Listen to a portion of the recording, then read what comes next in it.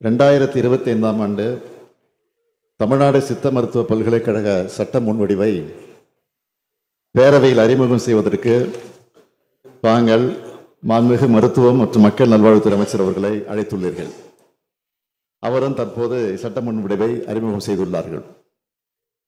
இச்சட்ட முன்வடிவு சம்பந்தமான ஒரு செய்தியை பேரவையின் முன் வைக்கிறேன். தமிழ்நாடு சித்த மருத்துவ பல்கலைக்கழக சட்ட வடிவமானது நிதி சட்ட முன்வடிவு என்கிற வகைப்பாட்டில் வருகின்ற காரணத்தால் இச்சட்ட முன்வடிவினை பேரவையில் ஆய்வு செய்வதற்கு அரசமைப்பு சட்டம் கூறு 207(3) கீழ் மாண்புமிகு ஆளுநர் அவர்களின் பரிந்துரை பெறப்பட வேண்டும். பொதுமக்களின் கருத்தை அறிந்து வரப்பெற்ற கோரிக்கைகளை கவனத்தில் கொண்டு மக்களாட்சியின் ஒரு தூணாக கருதப்படும் நிர்வாகத்தால் மக்கள் நல்வாழ்வுத்துறையால் வரைவு சட்ட முன்வடிவு தயாரிக்கப்பட்டு சட்டத்துறையால் சரிபார்க்கப்பட்டு மாண்புமிகு மக்கள் நல்வாழ்வுத்துறை அமைச்சர் அவர்களால் பல கட்டங்களில் பரிசீலிக்கப்பட்டு மேற்காணும் முன் சட்ட முன்வடிவில் அச்சடிக்கப்பட்ட பிரதி மாண்புமிகு ஆளுநருக்கு இணைத்து அனுப்பப்பட்டது. ஆனால் மாண்புமிகு ஆளுநர் அவர்கள் அரசமைப்பு சட்டத்தின்படி பின்பற்றப்பட்டு வந்த வழக்கமான நடைமுறையை பின்பற்றாமல் இச்சட்ட முன்வடிவில் உள்ள சில பிரிவுகள் குறித்து தங்களுடைய கருத்தை தெரிவித்து அந்த கருத்துக்கள் இச்சட்ட முன்வடிவு பேரவையில் அறிமுகப்படுத்தப்படக்கூடிய நிலையில் பேரவை உறுப்பினருடைய கவனத்திற்கு கொண்டு வரப்பட வேண்டும் என்று தன்னுடைய செய்தியில் குறிப்பிட்டுள்ளார்கள். இது அரசியல் சட்டத்திற்கும் நமது சட்டப்பேரவை விதிமுறைகளுக்கும் முரணானது. ஒரு சட்ட முன்வடிவு பேரவை விவாதிக்கப்படுகையில் மக்களால் தேர்ந்தெடுக்கப்பட்ட பேரவை உறுப்பினர்களுக்கு மட்டுமே அதில் திருத்தங்களை முன்மொழியவும் அதற்கான விளக்கங்களை ஏற்றுக்கொள்ளப்பட்டால் திருத்தங்களை திரும்ப பெறவும் இல்லையெனில் வாக்கெடுப்பை கோரவும் அதிகாரம் உள்ளது. இத்தகைய சட்ட முன்வடிவு பேரவையால் நிறைவேற்றப்படுவதற்கு முன்பு அதன் மீது கருத்துக்களை தெரிவிக்கும் அதிகாரம் மாண்புமிகு ஆளுநர் அவர்களுக்கு வழங்கப்படவில்லை. எனவே மாண்புமிகு ஆளுநர் அவர்கள் வரப்பெற்றுள்ள செய்தியில் இடம்பெற்றுள்ள கருத்துக்களை இந்த மாமன்றம் ஏற்றுக்கொள்ள இயலாது.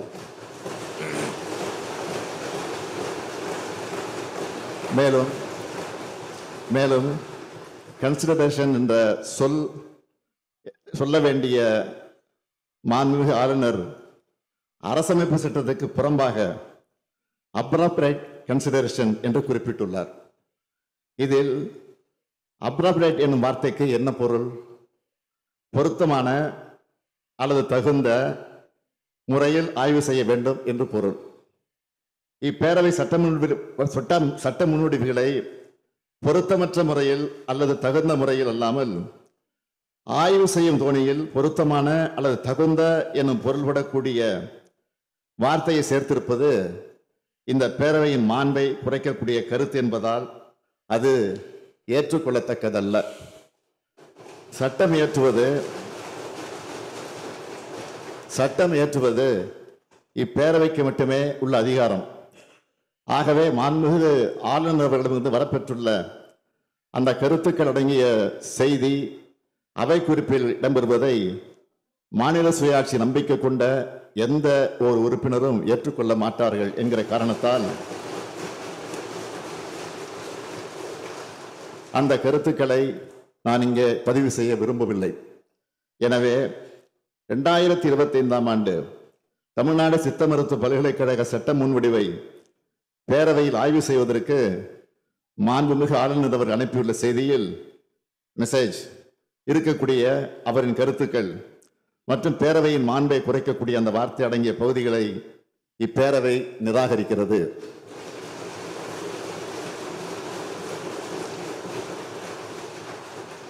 அந்த தீர்மானத்தை நான் மொழிகிறேன்.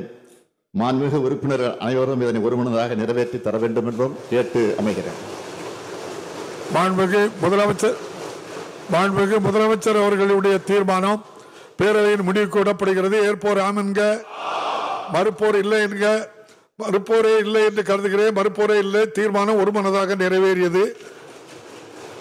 மாண்புமிகு மருத்துவ மற்றும் மக்கள் நல்வாழ்வு